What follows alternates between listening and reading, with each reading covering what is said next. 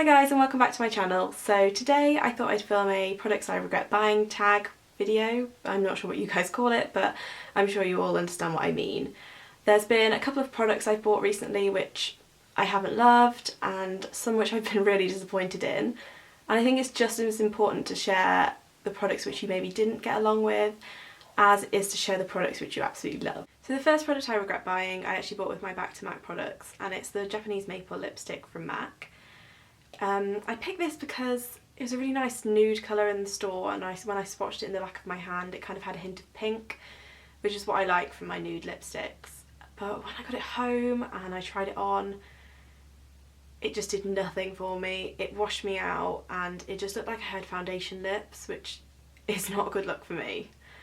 And yeah, I can't find a way to make it work for me. I mean, I know loads of people love this lipstick, but for me it just didn't look good.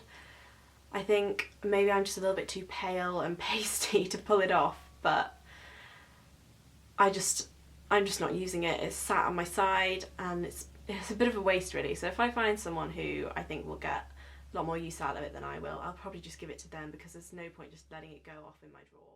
So the next product I regret buying is the MAC Blot Powder. I got this about a month ago after falling out of love with my trusty Studio Fix powder, which is also from MAC. I used that for about 2 or 3 years and I've been through countless compacts of that. But recently I found as my skin's got a little bit oilier, it's caking around here, like on my nose and on my forehead. So I decided to do a little bit of research online, and the Blot Powder from MAC was the one that came out top. Everyone's saying how much they loved it, and it's translucent, it's finely milled, so you can touch up throughout the day and it's not going to cake up, and it's also really good at, well, apparently it was also really good at controlling oil. So I went down to MAC and she colour matched me to the shade medium, which at first I thought was a bit odd because normally I have to have the lightest shade in everything because I'm so pale.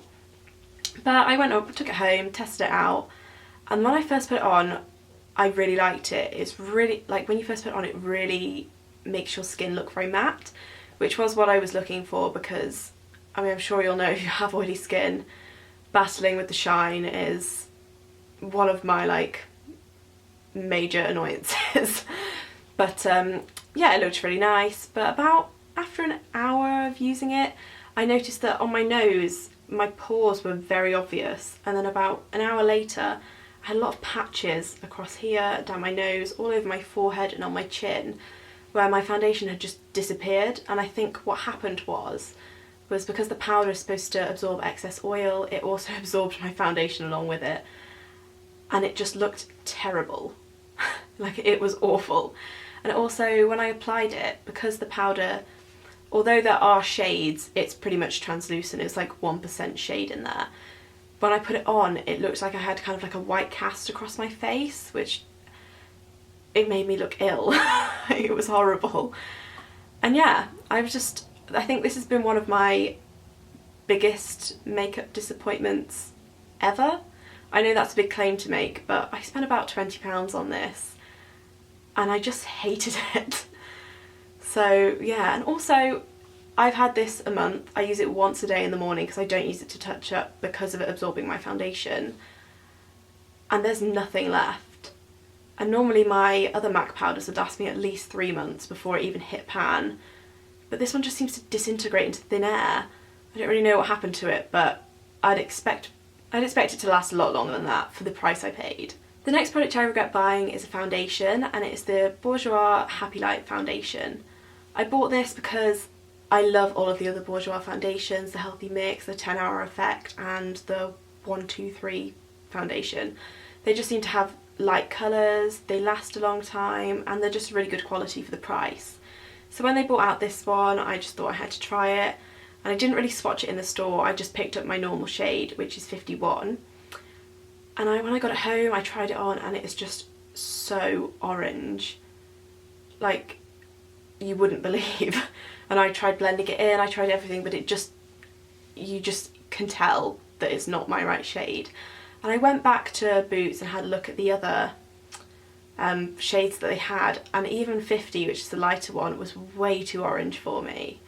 It's also, quite a dewy foundation, but it just doesn't last on my skin. I know I do have oily skin, so dewy foundations don't tend to work for me, but the Healthy Mix one lasts on my skin. All of the others are dewy, kind of dewy, and they last, but this one, within an hour it's just melted off, and I can't get it to work for me. I've tried mixing it in with other foundations, and it's just such a funny shade that I don't really know who it would suit, and unless you're tanned, I can't really see it suiting any pale girls, so I just really wouldn't recommend that one. I think Bourjois do a lot of really good foundations, which I think you should choose them over this one. So the next product I regret buying is actually an American product, and it is the Physicians Formula Warm Nude Palette.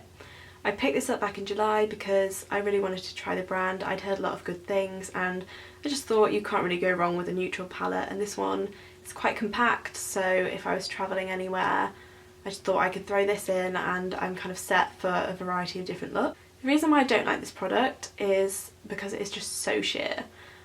You just can't make an eyeshadow look with it. It's just kind of like a very light wash of colour, and it's just something that I can't make work for me. I like really pigmented eyeshadows like the Urban Decay ones and the MAC ones, and I know Physicians Formula is a lot cheaper, so it's not really a comparison, but I think there are a lot better drugstore eyeshadows out there that you can go for, like some of the L'Oreal ones and some of the Makeup Revolution ones, so I just wouldn't pick this up.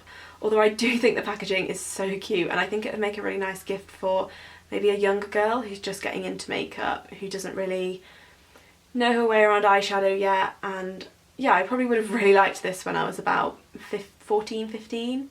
And the last product that I'm disappointed with, and I think I'm probably most disappointed with this one, maybe slightly more than the MAC Blot Powder, and it is the Clarke Mayfair Styler. So I got this back in either May or June. It was just the beginning of summertime, and I loved it. It comes with 3 different tongs, so it's really good for creating like loads of different curls, and it's also amazing for creating like beachy waves, and I took it on holiday with me and loved it for that. But I plugged it in the other day because I wanted wavy hair for that day, and it just made a popping noise and broke. I don't know kind of what happened to it, but it won't even turn on. So I'm a bit disappointed in that, because I'm not sure how much this costs because it was a gift, but I think it might be around the £40 mark, so it's not expensive for curlers, but I still think that hair tools should last longer than like 6 months. I mean, I haven't even used these that much. I've only used them a handful of times and they've just broken. And I've also don't have the receipt because it was a gift, so there's nothing I can really do about it. I've just got to go out and buy a new pair, and I won't be repurchasing this one, even though I did like the concept of having 3 different tongs. So if you know any brands that also do that, please let me know, because I'm now on the lookout for a new pair of curlers. But I mean, this is as a way of comparison. I know you can't really compare GHDs to Nicky Clarke curlers, but just to compare them to another hair tool, I've had my GHDs since, well, my last pair I'd had them since I was in year 9 at school, and I'm now in my final year of university and I've only just had to replace them. And I think that's good value for money. I do not mind paying the £100 for a pair of GHDs if they're going to last that long, but I certainly don't expect hair tools to last 6 months. I think that's just poor, honestly. So those are all the products I regret buying at the moment. I know this has been a bit of a negative video, so I promise I'll be a bit more cheery in my next video. If you like this video, please give it a thumbs up and don't forget to subscribe. Bye!